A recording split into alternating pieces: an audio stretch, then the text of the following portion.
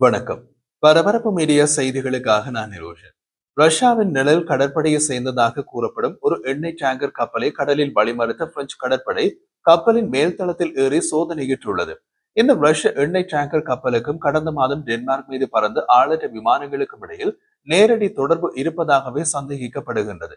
ரஷ்யாவின் நிழல் கடற்படை என்று கூறப்படுவது தடை செய்யப்பட்ட ரஷ்ய எண்ணெயை எடுத்து செல்லும் கப்பல்கள். இந்த கப்பல்களின் பதிவுகளை வைத்து அதன் நிஜ உரிமையாளர் யார் என்பது பற்றியோ கப்பல் எங்கே போகிறது என்பது பற்றியோ உறுதியாக கூற முடியாது. ரஷ்யா மீது விதிக்கப்பட்ட தடைகளை மீறிய நிழல் கடற்படையின் ஒரு பகுதியாக இந்த எண்ணெய் டேங்கர்கள் ஐரோப்பிய ஒன்றியத்தால் கருப்பு பட்டியலில் ஏற்கனவே சேர்க்கப்பட்டுள்ளது. பெனின் கொடியுடன் பயணிக்கும் கப்பலின் பெயர் புராகே. அதை இடைமறித்து ஏறிய பிரெஞ்சு கடற்படை கப்பலின் கேப்டன் மற்றும் அவரது முதல் துணை கேப்டன் என தங்களை அடையாளம் காட்டிக்கொண்ட இரண்டு மூத்த குழு உறுப்பினர்களை கைது செய்துள்ளது. இப்போது அவர்கள் பிரெஞ்சு கடற்படையால் காவலில் வைக்கப்பட்டுள்ளனர். இந்த சம்பவத்தை உறுதி செய்துள்ளார் பிரெஞ்சு ஜனாதிபதி இமானுவேல் மேக்ரோன்.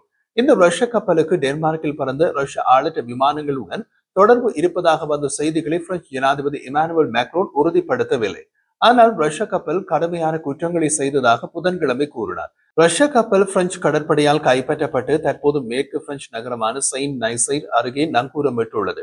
செல்லுபடியாகும் நாட்டுக்குடி இல்லாமல் பயணித்ததற்காக புராகே டேங்கர் இந்த ஆண்டின் தொடக்கத்தில் தடுத்து வைக்கப்பட்டது. பின்னர் அவசர கதையில் ஒரு நாட்டில் பதிவு செய்யப்பட்டு அந்த ஆவணத்தின் அடிப்படையில் விடுவிக்கப்பட்டது. நிழல் கடற்படை டேங்கர்கள் பொதுவாக ரகசிய உரிமையாளர் மற்றும் செல்லுபடியற்ற காப்பீட்டை கொண்டுள்ளன. மேலும் இப்படியான கப்பல்கள் பெரும்பாலும் 20 ஆண்டுகளுக்கு மேல் பழமையானவை. மரைன் டிராபிக் தரவுகளின்படி செப்டம்பர் 20ஆம் தேதி கச்சா எண்ணெய் டேங்கர் ரஷ்ய துறைமுகமான பிரிமோஸ்கை விட்டு வெளியேறியது.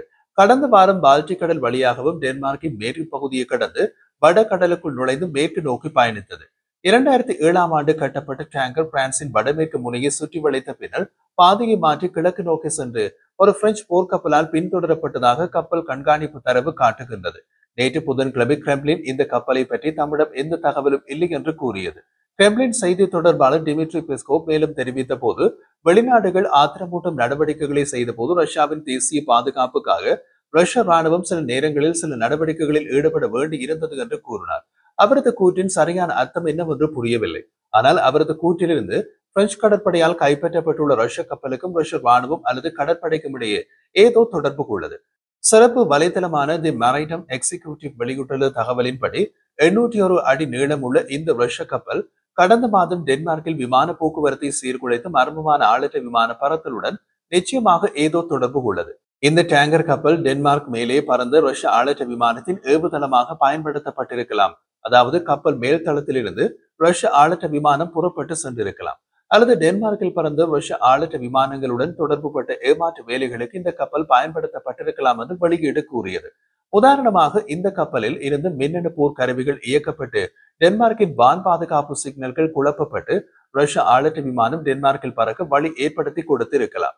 பிரெஞ்சு ஜனாதிபதி இமானுவேல் மேக்ரோனிடம் அந்த கூற்றுக்கள் குறித்து கேட்டபோது ரஷ்ய கப்பல் பொராகே மற்றும் ரஷ்ய ஆளற்ற விமானங்களுக்கு இடையே ஒரு தொடர்பை ஏற்படுத்துவது தனது பொறுப்பல்ல என்பதால் மிகவும் கவனமாக இருப்பேன் என்று மேக்ரோன் கூறினார்.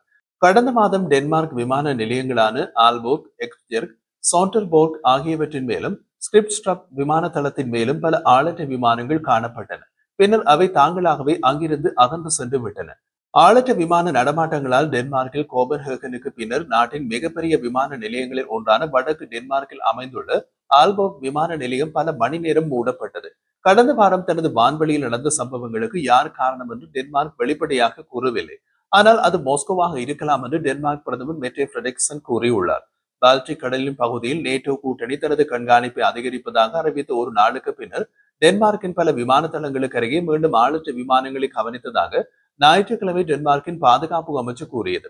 தற்போது கைப்பற்றப்பட்ட ரஷ்ய கச்சா எண்ணெய் டேங்கர் மீது பிரிட்டனும் ஐரோப்பிய ஒன்றியமும் அக்டோபர் 2024 மற்றும் பிப்ரவரி 2025 தனித்தனி தடைகளை விதித்தன. இந்த கப்பல் ரஷ்ய கச்சா எண்ணெய் மற்றும் பெட்ரோலிய பொருட்களை கொண்டு செல்வதோடு தொடர்புடையது என்றும் அதே நேரத்தில் ஒழுங்கற்ற மற்றும் அதிக ஆபத்தான கப்பல் போக்குவரத்து நடைமுறைகளை கடைபிடித்ததாகவும் ஐரோப்பிய ஒன்றியம் கூறியது. பிரிட்டன் வெளியிட்ட தடை உத்தரவில் உக்ரைனை சீர்குலைப்பது அல்லது ரஷ்ய எண்ணெய் அல்லது எண்ணெய் பொருட்களை மூன்றாவது நாட்டுக்கு கொண்டு செல்வதில் ரஷ்ய அரசாங்கத்தை ஆதரிக்கும் செயற்பாட்டில் கப்பல் ஈடுபட்டதாக கூறியது. டிசம்பர் 2024 ரஷ்ய டேங்கர் கப்பல் பொராகே அடிக்கடி தனது பெயரை மாற்றியுள்ளது. சில கப்பல் தரவுத்தளங்களில் அதன் பெயரை புஷ்பா எனவும் மாற்றியுள்ளது. கப்பலுக்கு முதலில் அசலாக இருந்த பெயர் கிவாலா. கப்பல்கள் தங்கள் வாழ்நாள் முழுவதும் ஒரே ஐஎம்ஓ அடையாள எண்ணை வைத்திருக்கின்றன, ஆனால் அவை பெயர்களை மாற்றக்கூடும். இதற்கிடையில் ஐரோப்பா கண்டத்தின் பாதுகாப்பு குறித்த பேச்சுவார்த்தைக்காக நேற்று புதன்கிழமை டென்மார்க்கின் கோபன்ஹேகனில் உயர்மட்ட ஐரோப்பிய தலைவர்கள் சந்தித்தனர். பேச்சுவார்த்தைக்கு முன் இரண்டாம் உலக போருக்கு பின்னர் ஐரோப்பா மிகவும் கடினமான மற்றும் ஆபத்தான சூழ்நிலையில் இருப்பதாக டேனிஷ் பிரதமர் ஃபிரெட்ரிக்சன் எச்சரித்தார். போலந்து மீது ஆளற்ற விமானங்கள் மற்றும் எஸ்டோனியா மீது போர் விமானங்கள் மூலம் ரஷ்யா சமீபத்தில் ஊடுருவியதாக ஏற்கனவே குற்றம் சாட்டப்பட்டிருந்தது. ஐரோப்பிய பிராந்திய வான்வெளியில் அத்துமீறல்களை ரஷ்யா செய்ததாக மீண்டும் குற்றம் சாட்டிய ஐரோப்பிய தலைவர்கள் ஐரோப்பாவின் கிழக்கு பாதுகாப்பை வலுப்படுத்தும் திட்டங்களையும் பேச்சுவார்த்தை நடத்தினார்கள். பின்லாந்து பிரதமர் பெட்டரி ஓர்போ கூறிய போது, ரஷ்யா இப்படியான ஊடுருவல்களை தொடரும், நாம் தயாராக இருக்க வேண்டும். நமது தயார் நிலையை வலுப்படுத்த ஆளற்ற விமானங்களை கண்டறிந்து கண்காணிக்க மற்றும் செயலிழக்க வைக்க சென்சார்கள் மற்றும் ஆயுதங்களின் வலையமைப்பான ஆளற்ற விமான சுவருக்கு தனது ஆதரவை தெரிவித்தார். என் பார்வையில் ஐரோப்பாவுக்கு எதிரான ஒரு கலப்பின போர் ஆரம்பிக்கப்படலாம். அது போர் விமானங்கள், ஆளற்ற விமானங்கள் மற்றும் ஏவுகணைகளின் கலவையாக இருக்கலாம்.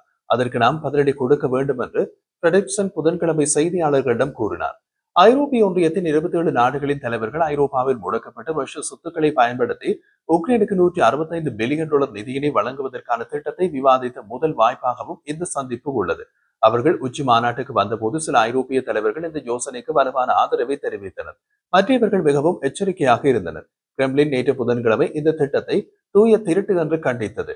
கிரெம்ளின் செய்தி தொடர்பாளர் டிமிட்ரி பெஸ்கோவ் ஐரோப்பாவில் முடக்கப்பட்ட ரஷ்ய இறையாண்மை சொத்துக்களின் திருட்டில் ஈடுபட்டுள்ள தனிநபர்கள் மற்றும் நாடுகள் மீது வழக்கு தொடரப்போவதாக எச்சரித்தார். நாங்கள் திருட்டு பற்றி பேசுகிறோம் என்று திரு பெஸ்கோவ் செய்தியாளர்களுடனான ஒரு அழைப்பில் கூறினார். ரஷ்யாவுக்குள் சொத்துக்களை மறுபகிர்வு செய்யும் செயல்முறையை விரைவுபடுத்துவதற்கான ஆணையில் ரஷ்யாவின் ஜனாதிபதி விளாடிமிர் புட்டின் கையெழுத்திட்ட ஒரு நாளுக்கு பின்னர் அவரது கருத்துக்கள் வந்தன. வெளிநாட்டு நிறுவனங்கள் மற்றும் கடனை ஆதரிக்கும் நாடுகளின் தனிநபர்களின் சொத்துக்களை கைப்பற்றுவதன் மூலம் ரஷ்யா ஐரோப்பிய திட்டத்திற்கு பதிலடி கொடுக்க முடியும் என்று ஆய்வாளர்கள் கூறுகின்றனர். போரின் போது செல்வத்தை பரவலாக மறுபகிர்வு செய்வதன் ஒரு பகுதியாக ரஷ்யா ஏற்கனவே பல மேற்கத்திய நிறுவனங்களின் கட்டுப்பாட்டை கைப்பற்றியுள்ளது. டென்மார்க் மீதான ஆளற்ற விமான பறத்தல்களுக்கு ரஷ்யா பொறுப்பேற்க மறுத்துள்ளது. அதன் போர் விமானங்கள் எஸ்டோனிய வான்வெளிக்கு நுழையவில்லை என்று வாதிட்டது. மேலும் போலந்துக்குள் ஆளற்ற விமானங்களை அனுப்ப வேண்டிய தேவை எதுவும் கிடையாது என்றும் கூறியுள்ளது. ஆனால் இந்த சம்பவங்கள் ஐரோப்பிய தலைவர்களை கண்டங்களின் பாதுகாப்பை வலுப்படுத்தவும் ரஷ்யாவின் படையெடுப்புக்கு எதிரான போராட்டத்தில் உக்ரைனுக்கு ஆதரவை அதிகரிக்கவும் தூண்டியது. அமெரிக்க ஜனாதிபதி டொனால்ட் ட்ரம்ப் ஐரோப்பாவின் பாதுகாப்புக்கு ஐரோப்பிய ஒன்றியம் கூடுதல் பொறுப்பை ஏற்க வேண்டும் என்று கூறியுள்ளார். டென்மார்க் மீது பறந்த ஆளற்ற விமானங்கள் நமக்கு முன் எச்சரிக்கை அமைப்புகள் தேவை என்பதை காட்டுகின்றன. மேலும் நாம் ஒத்துழைக்க வேண்டும் என்று மேக்ரோன் கோபன்ஹேகனில் கூறினார். ஐரோப்பிய ஆணைய தலைவர் உர்சுலா வான் டெர் லேயன் கடந்த மாதம் ஆளற்ற விமான சுவர் பற்றிய யோசனையை எழுப்பினார். ஒட்டுமொத்தமாக நான் பார்ப்பது, ரஷ்யா நம்மை சோதிக்க முயற்சிக்கின்றது, நமது நகரங்களில் பதட்டத்தை விதைக்க முயற்சிக்கிறது. இது நடக்க நாங்கள் அனுமதிக்க மாட்டோம் என்று அவர் கூறினார்.